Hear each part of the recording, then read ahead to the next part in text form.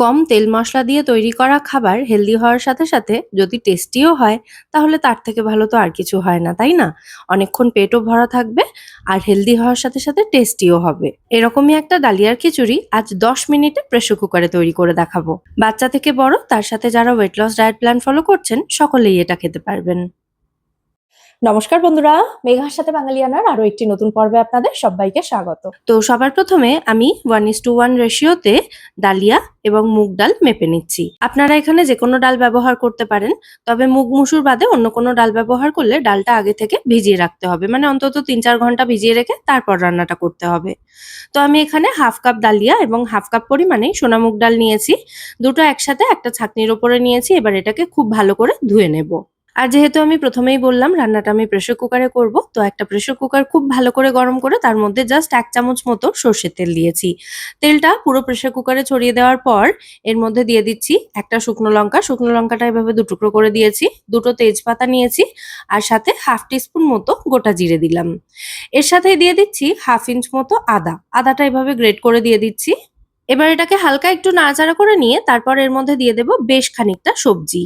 আপনারা খিচুড়িতে যা যা সবজি খেতে পছন্দ করেন সমস্তটাই এখানে দিতে পারেন। আমি এখানে নিয়েছি ফুলকপি, গাজর, মটরশুঁটি, একটু বিনস। তো এই সমস্ত সবজিগুলো একটু ভালো করে নাড়াচাড়া করে ভেজে নিচ্ছি। গ্যাসের ফ্লেমটা হাইতে রেখেছি এই সময়। তো মোটামুটি 1 মিনিট মতো হাই ফ্লেমে সবজিগুলো নাড়াচাড়া করে একটু ভেজে নিয়ে তারপর এর মধ্যে ধুয়ে রাখা ডাল এবং ডালিয়াটা দিয়ে দিলাম। আর মুগ ডালটা কিন্তু আমি এখানে কাঁচা ব্যবহার করেছি, এটা কিন্তু ভাজা মুগ ডাল নয়। আপনারা চাইলে কিন্তু ভাজা মুগ ডাল দিয়েও রান্নাটা করতে পারেন। তো আবারও সমস্ত উপকরণ একসাথে খুব ভালো করে নাড়াচাড়া করে মিশিয়ে দিয়ে এবার এর মধ্যে দিয়ে দিচ্ছি স্বাদ অনুযায়ী নুন, 1/2 টিস্পুন হলুদ গুঁড়ো আর একটু কাশ্মীরি লঙ্কা গুঁড়ো দিয়ে দিচ্ছি কালারের জন্য। এটা সম্পূর্ণ অপশনাল, আপনারা চাইলে স্কিপও করতে পারেন।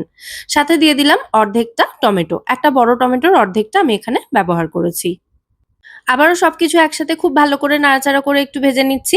তেল যেহেতু একেবারে কম দেওয়া তাই খুব ভালো করে তো ভাজা যাবে না। তো জাস্ট ওই মিনিট খানেকের জন্য হাই ফ্লেমে একটু নাড়াচাড়া করে নেওয়া। যাই হোক, আমার কাছে একটু পালং শাক ছিল 1 কাপ মতো, তো আমি সেটাও এর মধ্যে দিয়ে দিলাম। এতে খিচুড়িটা আরো একটু হেলদি হয়ে গেল। তবে আপনাদের কাছে যদি না থাকে দেওয়ার কিন্তু কোনো প্রয়োজন নেই।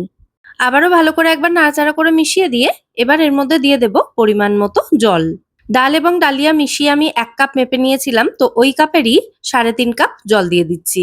আমি 3.5 কাপ জল দিচ্ছি, তাতে খিচুড়ির কনসিস্টেন্সি কেমন থাকে সেটা তো আপনারা দেখতেই পাবেন। তার থেকে পাতলা রাখতে চাইলে জল আর একটু বেশি দিতে হবে, তার থেকে আর একটু ঘন করতে চাইলে জল 3 কাপ মতো দিলেই হবে। তো জলটা দেওয়ার পর ফাইনালি আরো একবার ভালো করে সমস্ত কিছু মিশিয়ে দিলাম নাড়াচাড়া করে।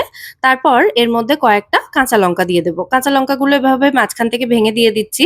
এতে যার প্রয়োজন হবে কাঁচা লঙ্কা সে মেখে খেতে পারবে, যার প্রয়োজন হবে না সে খাবে না।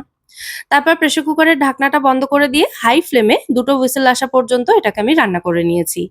2টো হুইসেল এসে গেলে সঙ্গে সঙ্গে গ্যাসের ফ্লেমটা আমি অফ করে দিলাম। তারপর প্রেসার কুকারের ভেতর থেকে প্রেসারটা আপনা আপনি বেরোনো পর্যন্ত অপেক্ষা করে নিয়ে তারপর প্রেসার কুকারের ঢাকনাটা খুলেছি। এবার দিচ্ছি এর মধ্যে 1 চা চামচ মতো ভাজা মশলা গুঁড়ো। ভাজা মশলা কিভাবে তৈরি করেছি রেসিপির লিঙ্কটা আমি কমেন্ট সেকশনে দিয়ে দেবো, চেক করে নিতে পারেন। আর সাথে দিয়েছি সামান্য একটু জ্যাগরি পাউডার একটু মিষ্টত্বের জন্য। আর জাস্ট 1 পিঞ্চ মতো দিয়েছি গরম মশলা গুঁড়ো। সমস্ত কিছু খিচুড়ির সাথে খুব ভালো করে মিশিয়ে দিচ্ছি। আর খিচুড়িটা দেখুন এখন যতটা পাতলা আছে এটা কিন্তু একটু ঠান্ডা হলেই আরো একটু ঘন হয়ে যাবে। তাই সেই অনুযায়ী খিচুড়ির কনসিস্টেন্সিটা আপনারা ডিসাইড করতে পারেন, মানে জলের পরিমাণটা সেই হিসাবেই দেবেন, আমি সেটাই বলতে চাইছি। তো সমস্ত কিছু আবারও ভালো করে একবার মিশিয়ে দিয়েছি আর গ্যাসটা কিন্তু আর অন করিনি আমি।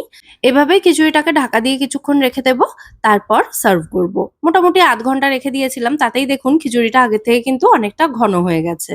তাহলে দেখলেন তো কত কম সময় কত সহজ পদ্ধতিতে দারুণ হেলদি অ্যান্ড টেস্টি এই ডালিয়ার খিচুড়ি রান্না করে নেওয়া গেল। সকালে বাড়ি থেকে বেরোনোর আগে এক বাটি যদি এরকম খিচুড়ি খেয়ে নেওয়া যায় তাহলে কিন্তু বেশ অনেকক্ষণ পর্যন্ত পেট ভর্তি থাকবে, খিদে পাবে না এবং সারাদিনের অনেকটা এনার্জি কিন্তু এটা যোগান দেবে। আমি যে পরিমাণ খিচুড়ি বানালাম সেটা মোটামুটি 2 থেকে 3 জন খেতে পারবে। তো খিচুড়িতে একটু ক্রাঞ্চ আনার জন্য আমি এখানে কিছুটা ড্রাই রোস্ট করে রাখা চিনেবাদাম অ্যাড করছি, যেটা সম্পূর্ণ অপশনাল, আপনারা চাইলে নাও দিতে পারেন। তবে এটা দেওয়া হলে কিন্তু খিচুড়িটা খেতেও ভালো লাগে আর সাথে চিনেবাদাম কিন্তু প্রোটিনের খুব ভালো সোর্স। আর যেটা সার্ভ করার আগে অতি অবশ্যই দেবেন, একদম স্কিপ করবেন না, সেটা হলো একটু ঘি। রেসিপিটা কেমন লাগলো সেটা কিন্তু অবশ্যই আমায় কমেন্টে জানাবেন। ভালো লেগে থাকলে প্লিজ একটা লাইক এবং শেয়ার করে দেবেন ভিডিওটাকে। সাথে এরকমই নিত্য নতুন রেসিপি পাওয়ার জন্য চাইলে আমার চ্যানেলটাও সাবস্ক্রাইব করে নিতে পারেন। আজ তাহলে এ পর্যন্তই, আবার দেখা হবে পরের পর্বে নতুন কোনো রেসিপির সাথে। সবাই সুস্থ থাকবেন, ভালো থাকবেন এবং সব্বাইকে খুব ভালো রাখবেন। নমস্কার।